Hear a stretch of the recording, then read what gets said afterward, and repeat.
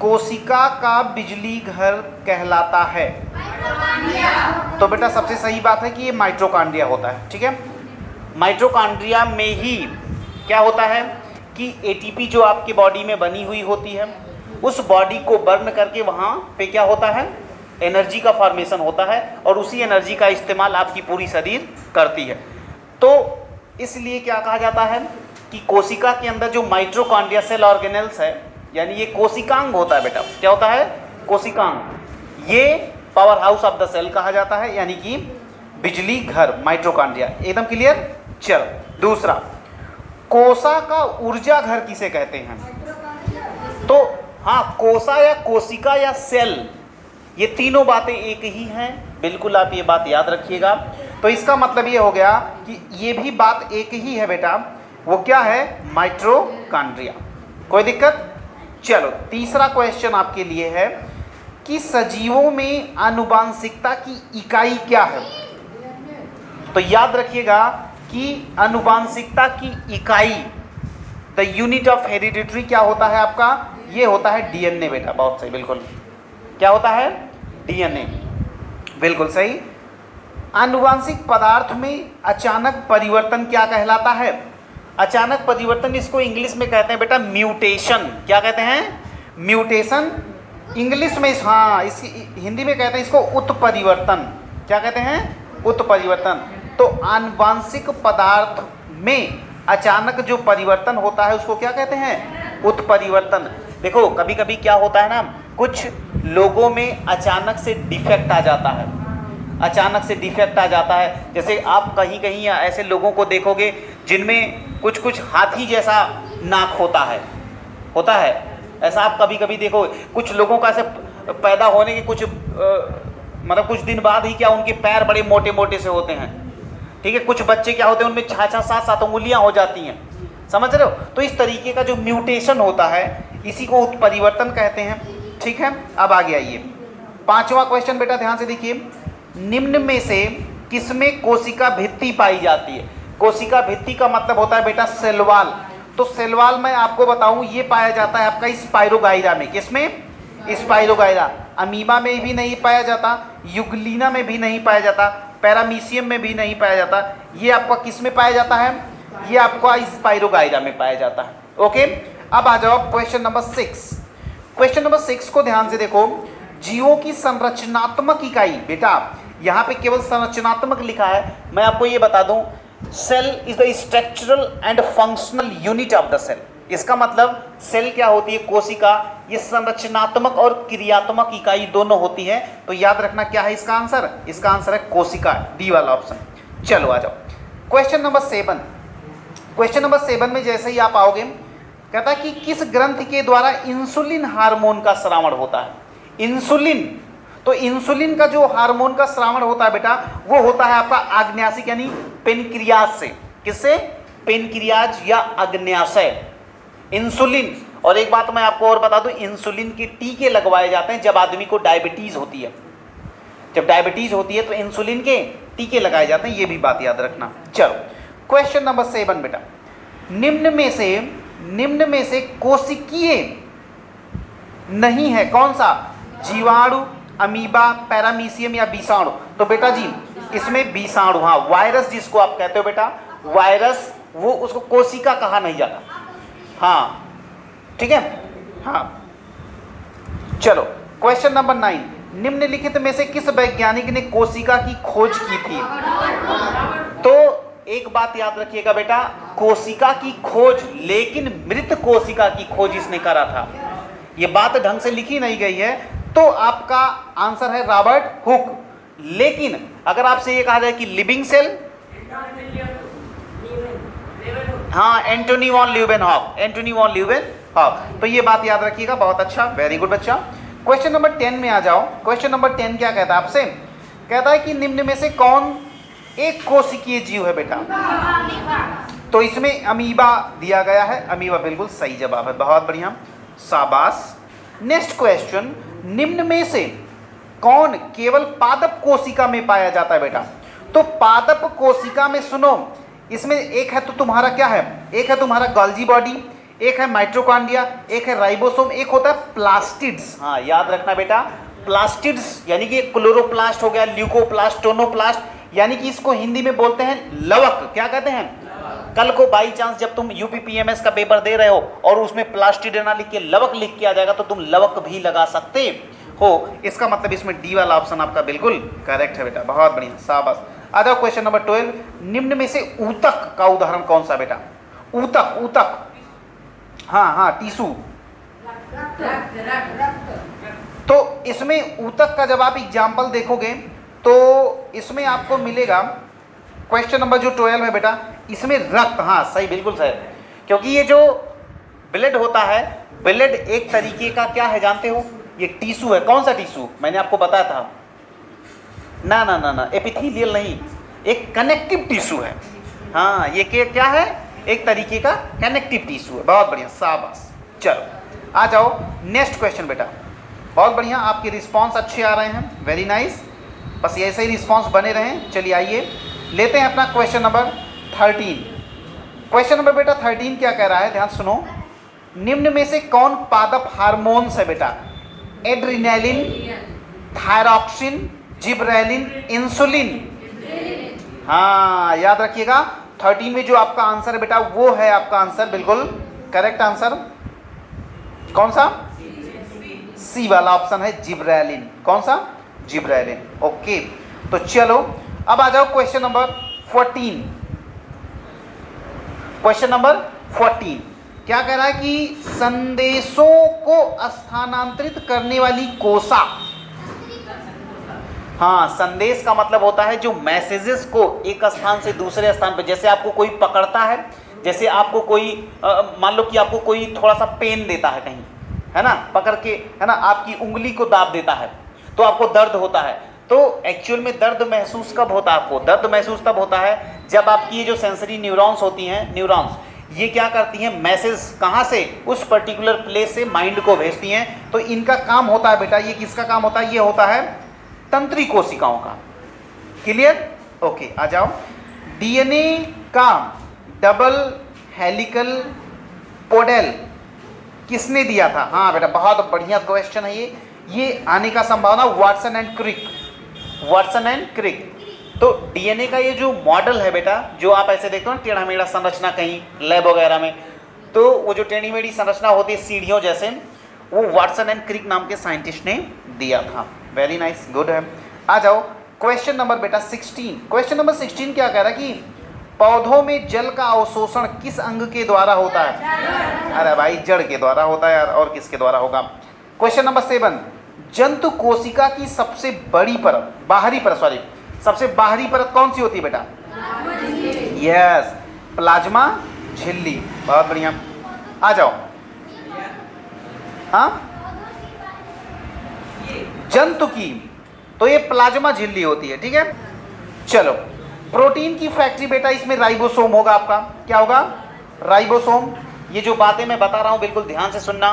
कभी कभी आपसे ये पूछा जाएगा कि एनर्जी फैक्ट्री कौन सी है, तो माइटोकॉन्ड्रिया, लेकिन अगर आपसे एक आ जाता है कि प्रोटीन की फैक्ट्री कौन है, तो राइबोसोम। ये सब प्योर 9th क्लास के सेल चैप्टर के क्वेश्चन है प्योरली। लेकिन अगर आपसे 8th क्लास में पूछा जाए तो बहुत ज़्यादा आप टेंशन में मत रहिएगा। क्वेश्चन नंबर 19 देखो, द्विसंकर क्रॉस में प्राप्त अनुपात। तो इसको आप जान लो बेटा कि इसमें क्या होता है, 9:3:1 ये चीज़ आप याद रखना, ठीक है। तो 19 में आपका सी वाला ऑप्शन सही है। आगे आ जाओ, कोशिका जिसमें हीमोग्लोबिन होता है बेटा, तो सीधी सी बात है, कौन सा? लाल रक्त कोशिका, जिसको आप लोग आरबीसी कहते हो। हाँ, रेड ब्लड कार्ड सेल्स। आओ, ये थोड़ा सा बड़ा क्वेश्चन है लेकिन बढ़िया प्यारा क्वेश्चन है। कुछ कवक जैसे माइकोराइजा वृक्षों की जड़ों में रहते हैं। वृक्ष कवक को पोषण प्रदान करते हैं, बदले में उन्हें जल और पोषक तत्वों के अवशोषण में सहायता मिलती है। इस प्रकार के संबंध को क्या कहते हैं बेटा? इसको कहते हैं सहजीविता बेटा। इसको क्या कहते हैं? सहजीविता। हाँ, ये बहुत ही प्यारा और बहुत ही ज़बरदस्त सवाल था। इस तरीके के सवाल के आने की पॉसिबिलिटी फिर से बन सकती है। ठीक है, हाँ। पैरासिटिक नेचर कहते हैं, क्या कहते हैं? Parasitic nature. किसी कोशिका के आकार की माप को व्यक्त करने के लिए किस इकाई का इस्तेमाल होता है बेटा? बिल्कुल, वेरी नाइस, माइक्रोमीटर। और एक बात ये भी याद रखना, एक माइक्रोमीटर में 10⁻⁻6 मीटर होता है बेटा। कितना? 10⁻⁻6 मीटर लिख लो। एक micrometre is equal to 10⁻⁻6 metre, और एक एंगस्ट्राम इज इक्वल टू बेटा, एक angstrom is equal to 10⁻10 metre. ये दो बातें आप जाने रहिएगा। माइक्रोमीटर को ऐसे लिखा जाता है, ठीक है, म्यू, म्यू जैसा साइन, उल्टा यू, यू। चलो, अब इसमें आपको क्या करना है कि भाई इसमें आपको जोड़ी भिड़ाना है। जोड़ी पहचानिए। तो जीव द्रव्य दिया गया है, गुणसूत्र दिया गया है, माइटोकॉन्ड्रिया, केंद्रक। तो बेटा एक बात याद रखिएगा, इसमें जो चीज़ आपको पता है सबसे पहले उसको, जैसे आपको माइटोकॉन्ड्रिया पता है, तो माइटोकॉन्ड्रिया को क्या कहते हो? बताओ। जीवन का आधार है, कि जीन का वाहक है, कि आत्महत्या की थैली है, कि कोशिका नियंत्रण कक्ष है? तो एक बात याद रखना बेटा, सही जोड़ी, इसका मतलब ये सी वाला तो बिल्कुल गलत है। गुणसूत्र जीन वाहक होता है? ना ना ना, ये तो बड़ा गड़बड़ सा है भाई, गलत छांटना है। अमेलित, हो, ठीक ठीक ठीक ठीक ठीक ठीक ठीक, आपको सही नहीं, आपको गलत पता करना है। तो ठीक है, चलो गलत पता करते हैं। तो भैया सी वाला तो तुरंत देख लिया। आत्महत्या की थैली किसको कहते हैं पता है? लाइसोसोम को बेटा। किसको? लाइसोसोम को आत्महत्या की थैली कहा जाता है। राइबोसोम क्या काम करता है? प्रोटीन सिंथेसिस का काम करता है। Energy production mitochondria. बहुत बढ़िया। चलो, जालिकावत सिरा विन्यास किस में पाया जाता है बेटा? मटर। बहुत बढ़िया, मटर। चलो आ जाओ, क्वेश्चन नंबर 25। जीवित जगत में संगठन का निम्नतम स्तर क्या है? हाँ, कोशिका बेटा, क्योंकि कोशिका से ऊतक, ऊतक से अंग, अंग से अंग तंत्र, और अंग तंत्र से शरीर। हाँ, तो ऐसे जान लेना, इस तरीके की बातें होती है। अगला जाओ, ये कोशिका का मृत भाग है, कौन सा? कोशिका भित्ति कहाँ है? कोशिका भित्ति बेटा, याद रखना, वेरी गुड। ये इतना याद रखना कि ये जितने भी क्वेश्चन हम आपको करवा रहे हैं, इसमें से एक क्वेश्चन, दो क्वेश्चन तो आपका एकदम क्लियर है। बिना इस चैप्टर से क्वेश्चन बनाए यूपी पीएमएस का पेपर बन ही नहीं सकता, ये जान लो तुम। इतना इंपॉर्टेंट चैप्टर है ये। समझ में आई बात? चलो आगे चलते हैं, आ जाओ। Question number 27 brother, come on. किसी समरूप, हेलो, किसी समरूप कोशिका या जीवित भाग या अन्य जीवित भाग अथवा संपूर्ण जीव को कृत्रिम रूप से उत्पन्न करने की प्रक्रिया क्या कहलाती है? क्लोनिंग। क्लोनिंग आपने सुना होगा कि अरे वो मूवी देखा मैंने, उसमें क्लोन तैयार कर रहा है, वो जो विलन होता है वो क्लोन तैयार कर रहा है। उस क्लोन से क्या करेगा वो? मतलब हाँ, तबाही मचाएगा। तो क्लोन का मतलब होता है बेटा एकदम नया जीव उत्पन्न कर दो, एकदम नया। तो ये प्रोसेस क्या कहलाती है बेटा? क्लोनिंग कहलाती है। तो 27 में आपका बी हो जाएगा। क्या हो जाएगा? बी। चलो 28, हमारे शरीर की त्वचा बनी होती है बेटा किससे? एपिथेलियल ऊतक से, कंकाल से, रक्त से, तंत्रिका। बेटा एपिथेलियल किससे? एपिथेलियल ये एक तरीके का क्या होता है? एपिथेलियल टिश्यू होता है। जो एपिडर्मिस, डर्मिस, ये सब लेयर्स होती हैं, ये सब एपिथेलियल टिश्यू से मिलकर बनी होती है। ये सब प्योरली 9th क्लास का सिलेबस है बेटा। ये तुमसे जो पूछ रहा है ना, ये समझ लो गद्दारी कर रहा तुम्हारे साथ। चलो आ जाओ, क्वेश्चन नंबर 29।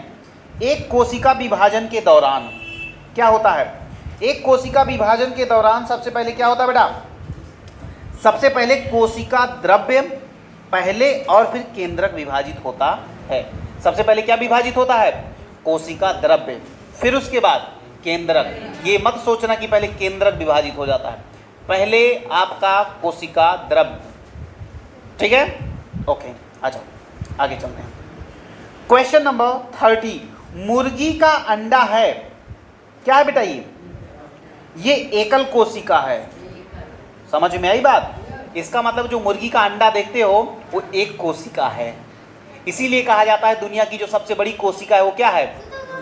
हाँ, एग ऑफ ऑस्ट्रिच, ऑस्ट्रिच का अंडा, शुतुरमुर्ग का अंडा, शुतुरमुर्ग का अंडा। बात मैं क्या कर रहा था बच्चा? बात मैं आपसे ये कर रहा था कि जो एग है, मुर्गी का अंडा, वो ऐसा मत समझना कि वो बहुकोशिका है, वो मल्टी सेलुलर नहीं बेटा, वो यूनिसेलुलर है, वो एक कोशिका है। क्या है? एक कोशिका। ओके, आ जाओ क्वेश्चन नंबर 31 बच्चा।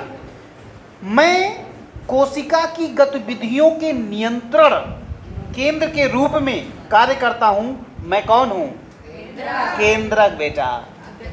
हाँ, न्यूक्लियस। कौन? न्यूक्लियस तो केंद्रक है।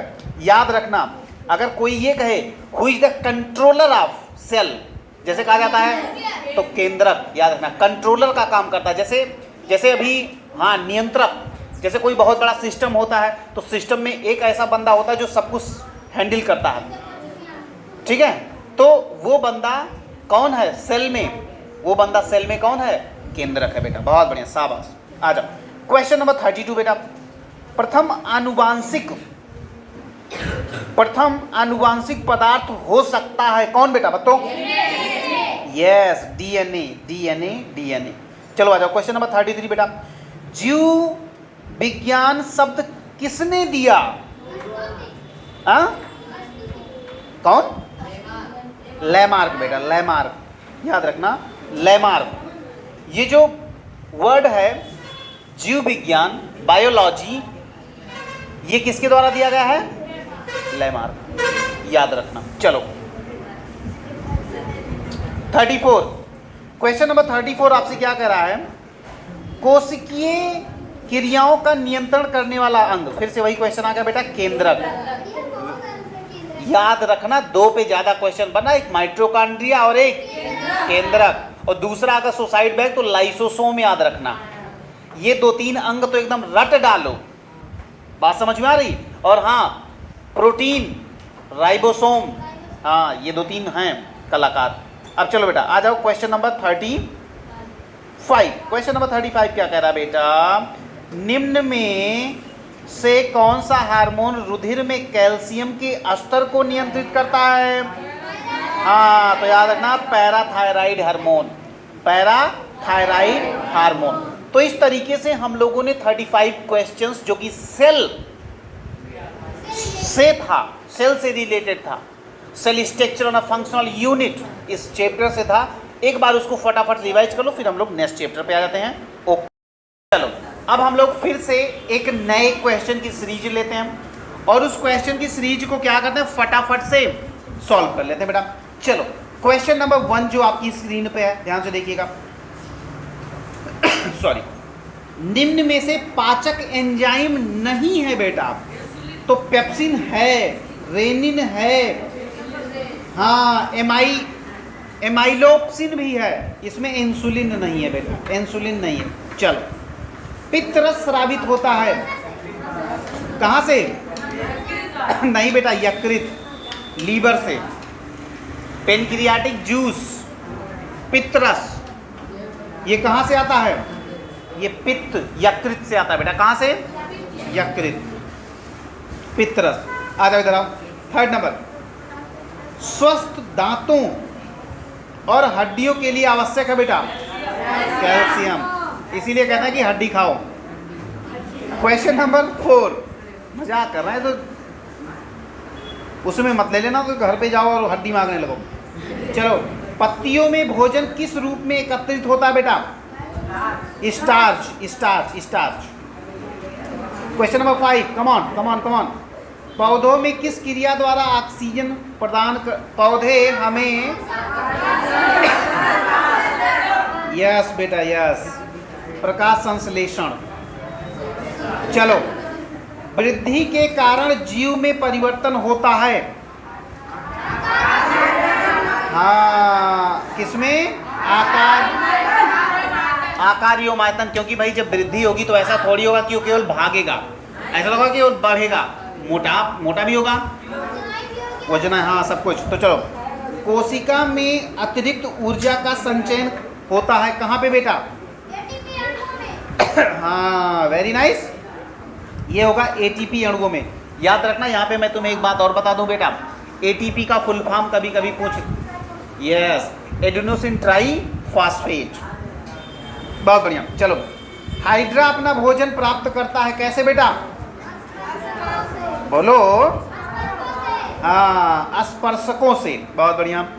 आमाशय में श्रावित करता है। वेरी गुड तनु, यानी कि डाइल्यूट HCl, हाइड्रोक्लोरिक अम्ल। चलो, कीट भक्षी पौधे उन स्थानों पर पाए जाते हैं जहां भूमि में कमी होती है। Very good, nitrogen. लार में कौन सा एंजाइम पाया जाता है बेटा? हाँ, लार में बेटा याद रखना टाइलिन। कौन सा? टाइलिन। और कभी कभी अगर वहां पे एमाइलेज आ गया, क्या आ गया? एमाइलेज, तो एमाइलेज भी वहां पे पाया जाता है।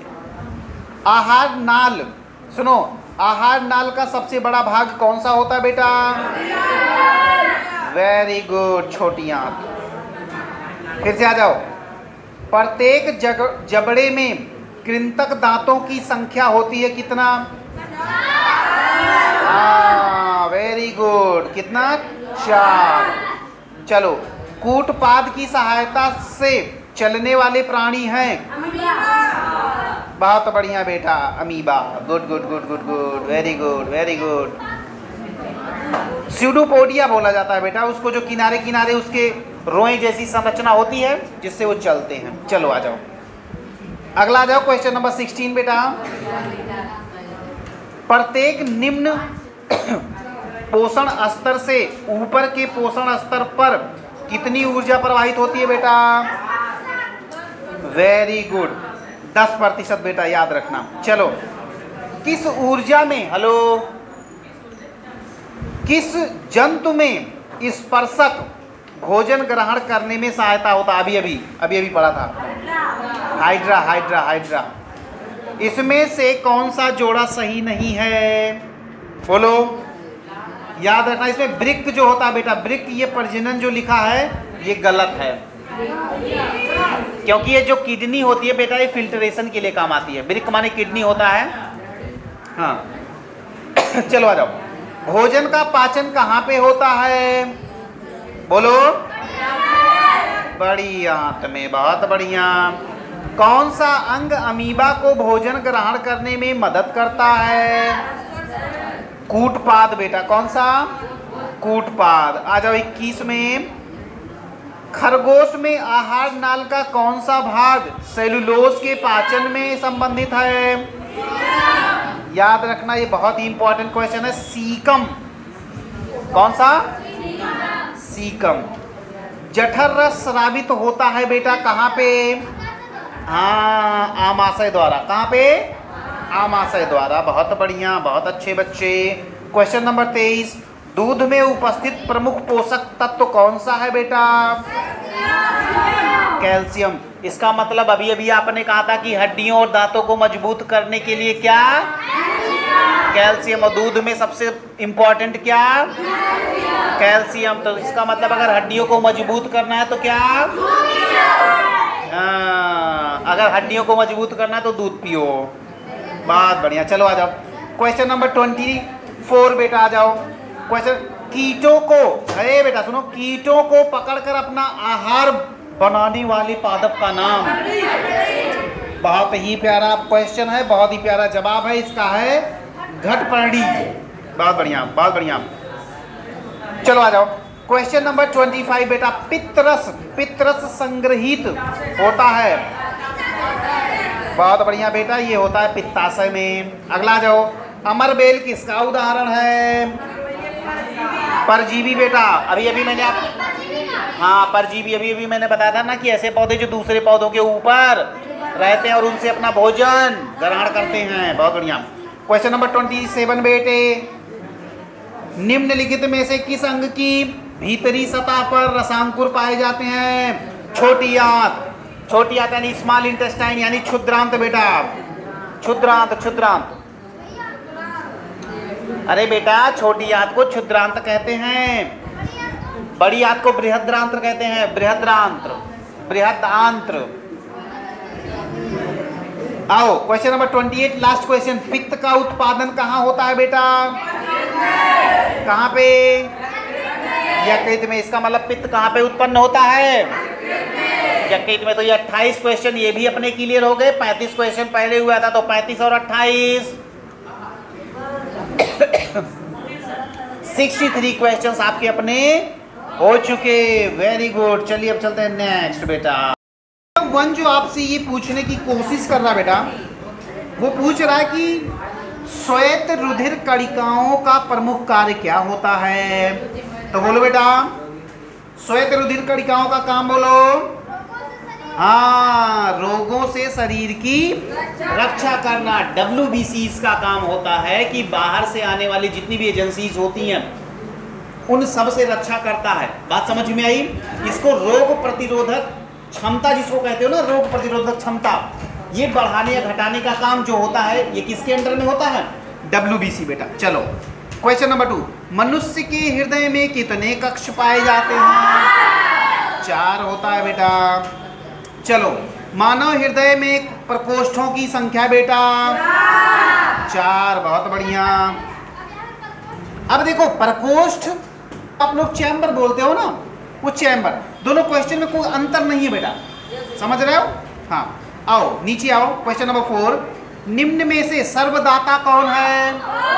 ओ। ये ओ किसकी बात कर रहा है? ब्लड ग्रुप की।